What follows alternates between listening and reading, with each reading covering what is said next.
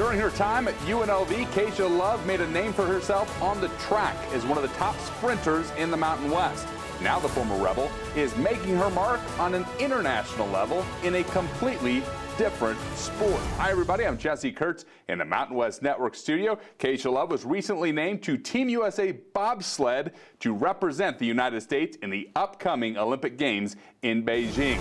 To get more on that, we head to Chula Vista, California and bring in the former Rebel sprinter, Kaysha Love. Kaysha, congratulations and thank you so much for taking time for us ahead of the Olympic Games.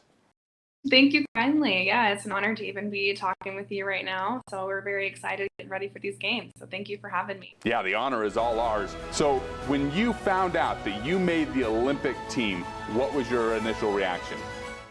My initial reaction was just filled with every emotion. I just burst into tears. It was actually very surreal. I didn't quite believe it until I started seeing the new stuff coming through and the write-ups, and I just called my mom immediately after and was just extremely excited and just couldn't wait to tell her that all of our hard work had just barely begun and it didn't necessarily pay off yet. This is just the beginning of the things that we're trying to achieve, but this was definitely step one of accomplishing my dreams, so I was very excited. Yeah, certainly everybody is excited around the Mountain West for you.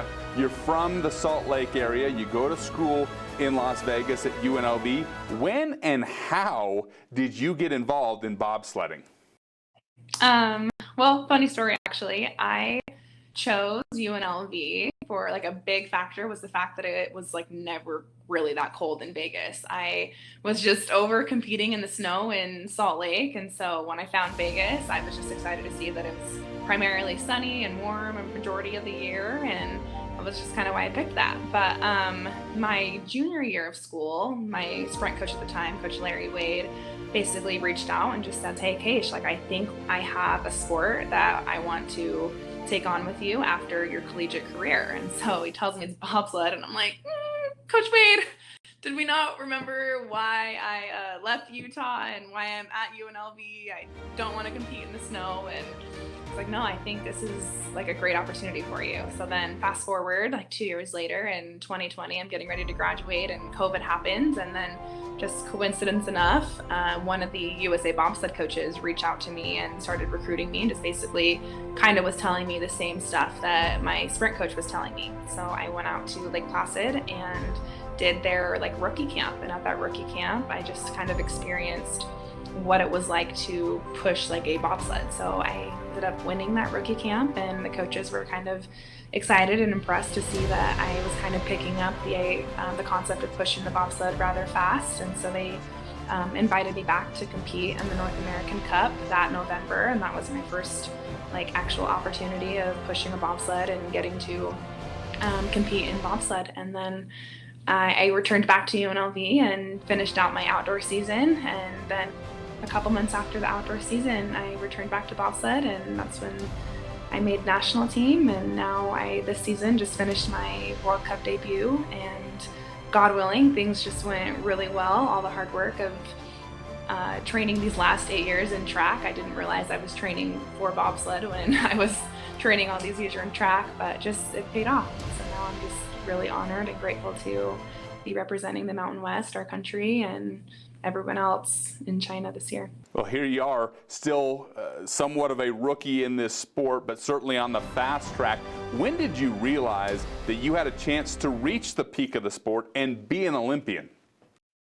I would say things kind of started to become more real for me probably after my actual World Cup debut. So I got the opportunity of racing the second World Cup race of the season, and in that race, my pilot and I, Alana Myers-Taylor, ended up pushing the fastest time of the World Cup competition.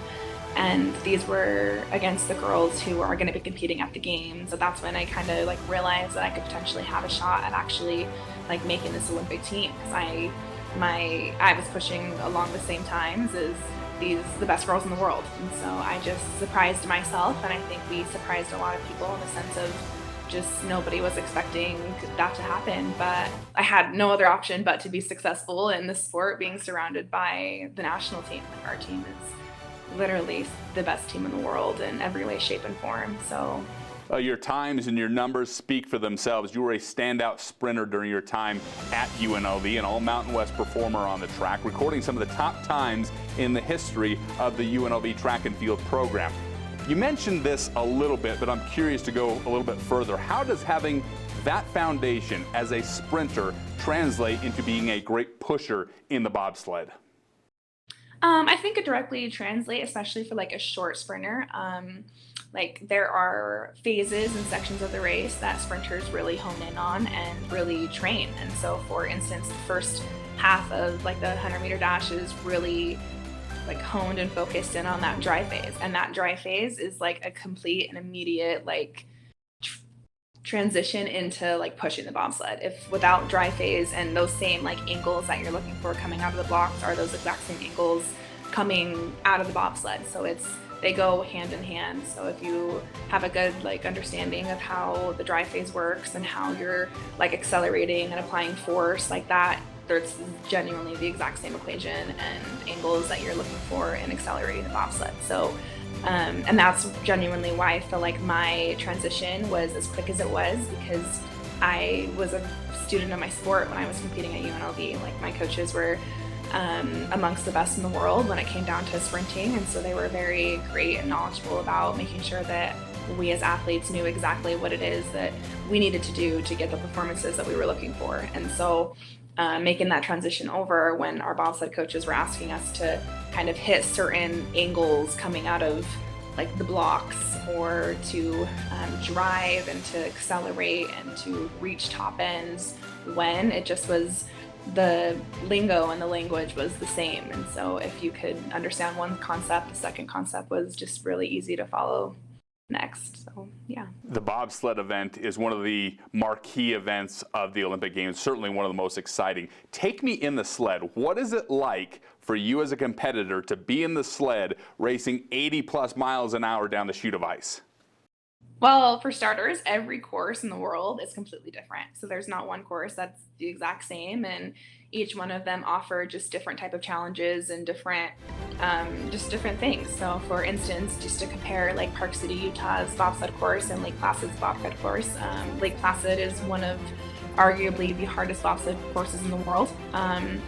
It's a little bit more jossier. I would maybe describe that one as being chucked in a tin trash can and kicked down Mount Everest, just at high speed, freezing cold, and a lot of just whamming across in the sled, but it's still extremely fun. And then Park City, on the other hand, is more kind of like you're experiencing like G-forces and pressures, and it's more of a smooth ride, but it's definitely a little bit more intense in the sense of like the G-forces are like pushing you down into the sled, and it's not something that you can really like explain to someone. Like you think you can know how to explain it, and then you get in it and it's just a totally different feeling than you would think. So I know my first time like going down there, I just was not expecting to feel those G-forces and those speeds, and hearing the bobsled go by me for the first time was also just something that I just wasn't expecting. It just sounds like a freight train, like it's just moving so fast, flying down this ice, and it's just a big adrenaline rush.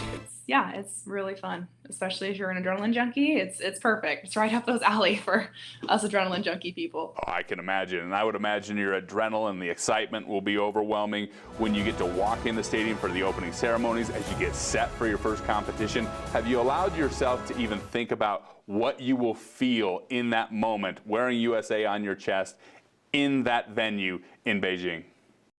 I kind of have a little idea of how I feel, but I just feel like I owe it to myself to just be in that moment. I genuinely want to just take it in and feel all the emotions and excitement or whatever feeling that I'm going to be feeling in that moment. But I'm just excited to take it as it comes and to just live in that moment. Well, it is well-deserved. Congratulations from all of us here at the Mountain West. We're super proud of you. Kaysha, thank you so much for taking time for us ahead of your Olympic debut, and good luck in Beijing.